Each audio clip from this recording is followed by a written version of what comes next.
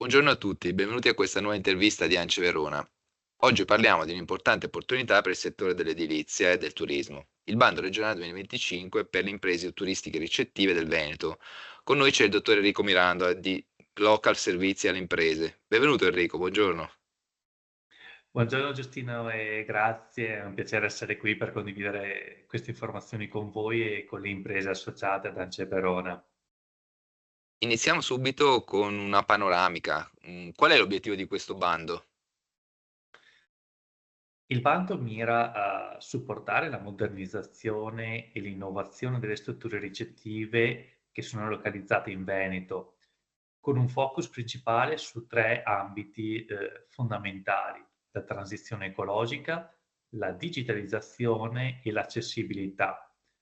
Interventi agevolati includono il miglioramento dell'efficienza energetica, l'abbattimento delle barriere architettoniche e l'introduzione di sistemi tecnologici avanzati.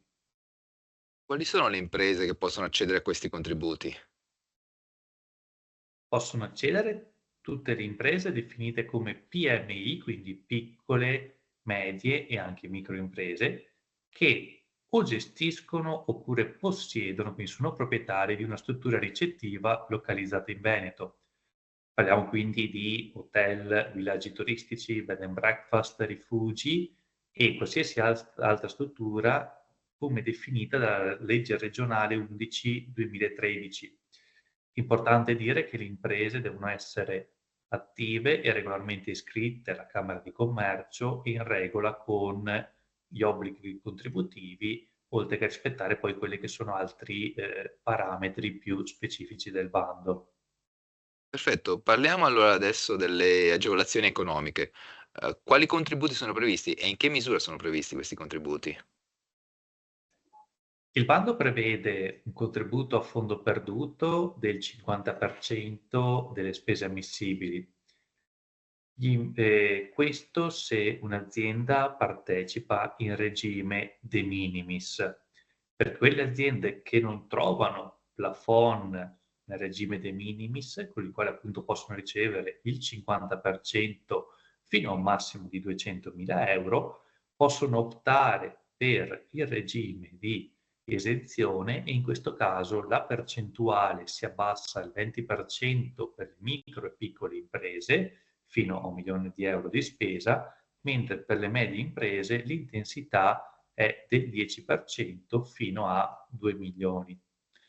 Da sottolineare il fatto che c'è una possibilità di richiedere fino al 40% del contributo in anticipo, quindi ancora prima di sostenere le spese, la possibilità di effettuare un rendiconto intermedio fino a un massimo dell'80% al netto dell'eventuale anticipo ricevuto e poi procedere al saldo finale. Questo consente quindi anche una gestione dei flussi finanziari da parte dell'impresa e il contributo è una forma di contributo a fondo perduto, quindi sulla base di quello che poi viene effettivamente speso e sostenuto dall'impresa si riceve direttamente un accredito bonifico in conto corrente aziendale. Beh, insomma, considerate quello che mette a disposizione il bando, sembra un bando molto interessante. A questo punto ti chiedo, quali tipi di interventi possono essere finanziati con questo bando? Possono essere finanziati molti interventi. Diciamo che i principali sono opere edili per migliorare la sostenibilità ambientale e l'accessibilità della struttura. Possono essere finanziati l'installazione di impianti tecnologici, con particolare focus su quello che è l'ambito della domotica. Possono essere finanziati macchinari, attrezzature e arredi necessari per lo svolgimento dell'attività ricettiva, come anche software e soluzioni digitali appunto per la struttura e vengono finanziati anche l'ottenimento di eventuali certificazioni di qualità e sostenibilità ambientale.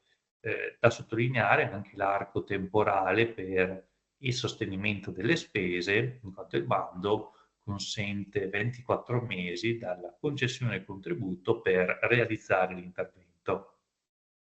Bene Enrico, tutto chiaro. Passiamo adesso alla parte un po' più burocratica. Quali sono le tempistiche per presentare le domande? Lo sportello è già aperto, è stato aperto il 18 febbraio e si chiuderà il 15 maggio.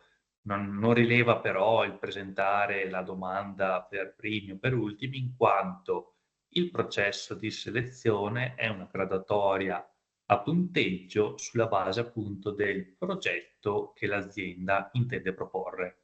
Quindi sarà fondamentale una proposta progettuale di qualità che vada quindi a centrare il più possibile tutti gli ambiti di efficientamento energetico dell'edificio, accessibilità e domotica.